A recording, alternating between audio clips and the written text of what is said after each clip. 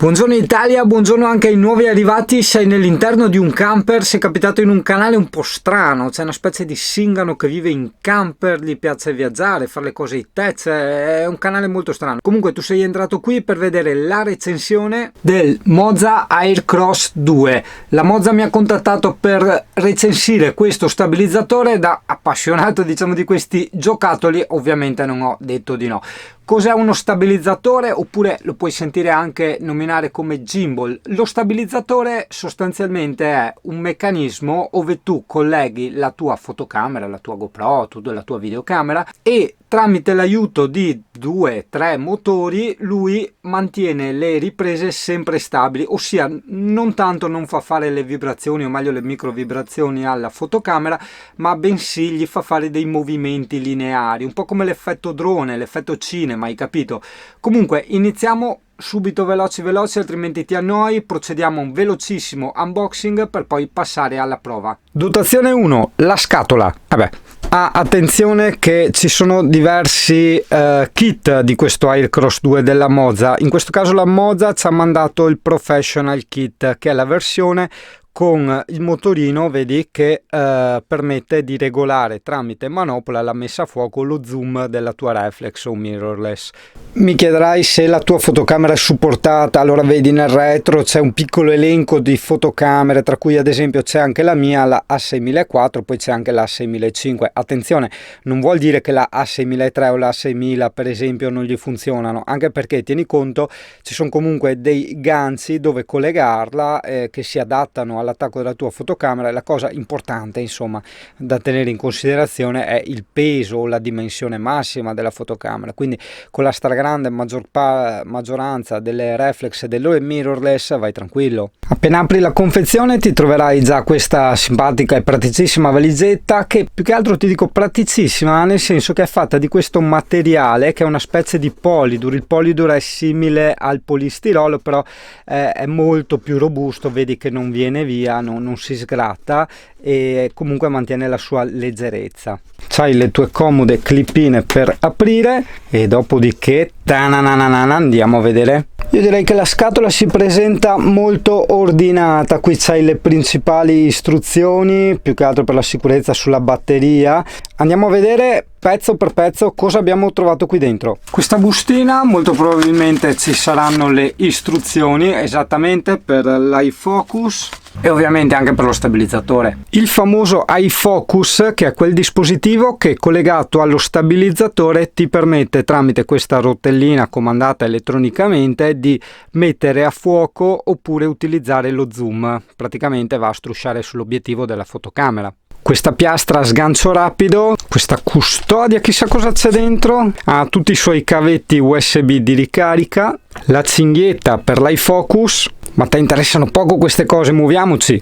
Questo simpatico treppiede, è usanza mettere i treppiedi sotto ai gimbal perché i gimbal hanno anche la funzione di rotazione per visuale 360 gradi eccetera, no? Allora tu gli posizioni questo cavallettino sotto il gimbal e puoi anche pilotarlo con lo smartphone e tutto quanto. Un'altra piastra, adesso vediamo i collegamenti e sbam, il famoso stabilizzatore. Al momento, attenzione, lo troverai con le assi bloccate, questo te lo spiego dopo, serve per tenerlo fermo e non farlo muovere.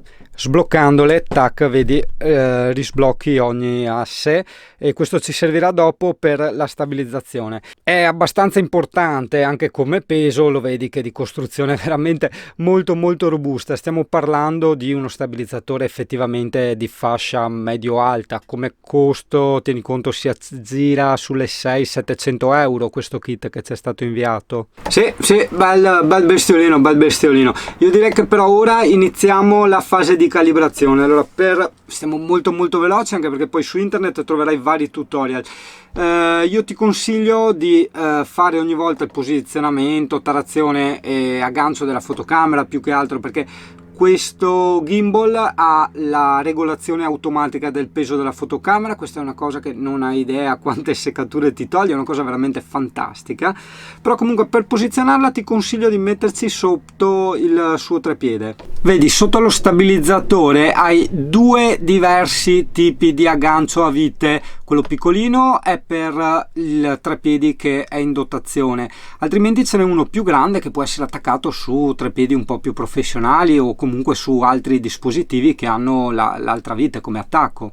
Aprendo completamente le gambette del treppiede non si ha altro tipo di snodamento, il che significa che quando lo si appoggia lo stabilizzatore è perfettamente a 90 gradi. Prime impressioni: innanzitutto il treppiede è veramente una figonata perché una volta aperto del tutto non ha altri snodi, il che ti consente di tenere sempre, nonostante il peso, lo stabilizzatore dritto a 90 gradi, cosa che non succede con altri treppiedi. Tieni anche conto poi che una volta chiuso ha una perfetta ergonomia per tenerlo con la mano e quindi prolungare l'utilizzo del bastone. Il pulsante di accensione è posto nella rotella, devi tenerlo premuto a lungo. Mi raccomando, appena lo compri togli la linguetta di protezione che c'è nella batteria, altrimenti non ti funziona. La batteria, come puoi vedere, a sgancio rapido, c'è questo tasto unlock che ti permette di scollegarla. Inoltre però è disponibile anche la porticina USB per caricarlo senza togliere la batteria. Come puoi vedere qui dall'inizio puoi impostare tutti i tipi di risposta, ossia il blocco dello spostamento in verticale, in orizzontale e laterale, ossia il blocco dei 3 motori in base ai tipi di movimenti che vuoi raggiungere. Premendo a lungo il pulsante rosso entri nelle impostazioni. Come puoi vedere c'hai nella voce camera la selezione del comando del cavo per poter avviare la registrazione e impostare alcuni parametri. Dopodiché su gimbal trovi motor, power, trovi la potenza e trovi anche l'autotune, che sarebbe il livellamento automatico, poi anche i filtri, insomma, per regolartelo come vuoi. Spostandoci su operation, oltre a regolare la velocità del joystick, hai wheel e questa è la rotellina. Puoi andare su function e selezioni il tipo di focus in base a dove hai attaccato il cavo, altrimenti su tilt ti serve per mandare su e giù lo stabilizzatore. La rotellina per muovere lo stabilizzatore in orizzontale, verticale, rotearlo completamente a 360 gradi è posta comodamente qui sopra al menu delle funzioni. La taratura degli assi è molto semplice e avviene con queste semplici viti, diciamo, a sgancio rapido. Tramite queste tu allunghi e accorci le assi in modo che a motore spento ti consentano di avere la fotocamera più dritta possibile, il più in bolla possibile, in modo da sforzare meno il motore, ma soprattutto fargli capire qual è il suo punto di equilibrio preciso. Tutta l'intera struttura dove viene collegata la fotocamera può essere rimossa completamente tramite questo pulsantino a sgancio rapido, in modo tale da lasciargli il binario e collegarlo ad esempio ad un treppiede in tutta facilità, in tutta semplicità. Stiamo parlando di un gadget da professionisti? Sì, in qualche modo sì, certo, senz'altro, però tieni anche conto che su tutte queste cose, anche per il principiante, è molto importante affidarsi alla qualità, che molto spesso si rispecchia sulla semplicità dell'utilizzo. Faccio un esempio: tu non hai molta mano con le riprese, non hai la mano ferma, non riesci a fare le riprese fluide nonostante lo stabilizzatore. Avere uno stabilizzatore di un certo tipo che ti stabilizza nonostante tutti i tuoi micro tremoli, tutti i tuoi cambi repentini di direzione, capirai che ti facilita decisamente la vita. Lo consiglio vivamente dopo averlo provato, ma adesso te lo farò provare anche a te. Però sai, solo pesa un po' le mie parole su macchine reflex e mirrorless.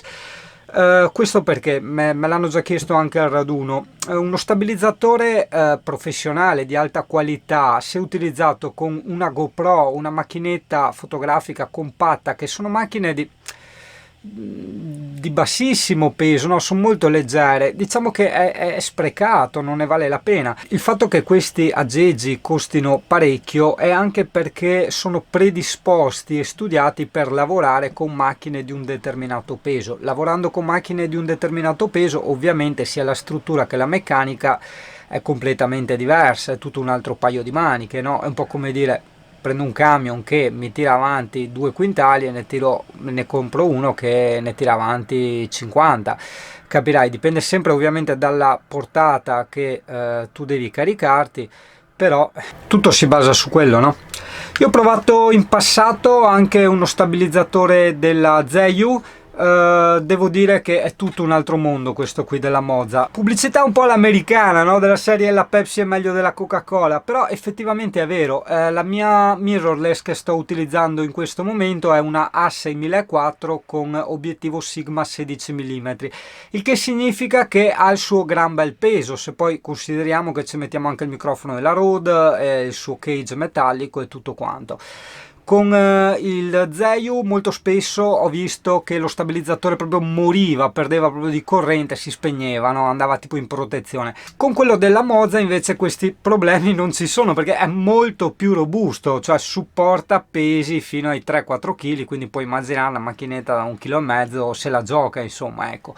Comunque abbiamo visto l'unboxing, abbiamo parlato un po' di teoria. Se qualcosa non dovesse essere stata chiara, scrivi pure qui nei commenti. Adesso passiamo alla cosa più importante, ossia l'utilizzo da parte di un neofita. Io adesso farò delle riprese non particolarmente curate, mi muoverò un po' a casaccio, in modo tale che tu vedi come risponde questo stabilizzatore. Throw on your boardies and grab your board. Shortboard, longboard, fishboard, fuck. The waves are cranking, it's time to charge. Let the gnarly waves run their course. Hey, loose on the party wave. Let's take a look the other way. Hey, loose on the party wave. Look, take. He's taking me left. Don't be clucked by the cleanup set. The overhead pumping surf. Getting work is part of the fun. White House donuts, Muller, Rip. Hanging loose on the party wave. Let's take over the other way. Hanging loose on the party wave. Most and tip. He's taking me there. He's freaking out the bass. The grooves are all confused. The boogies have a fun view. He's scared off all the bass. The Barney's gonna spew. Boogie boarders have a shout of you. Anyone got some extra gear?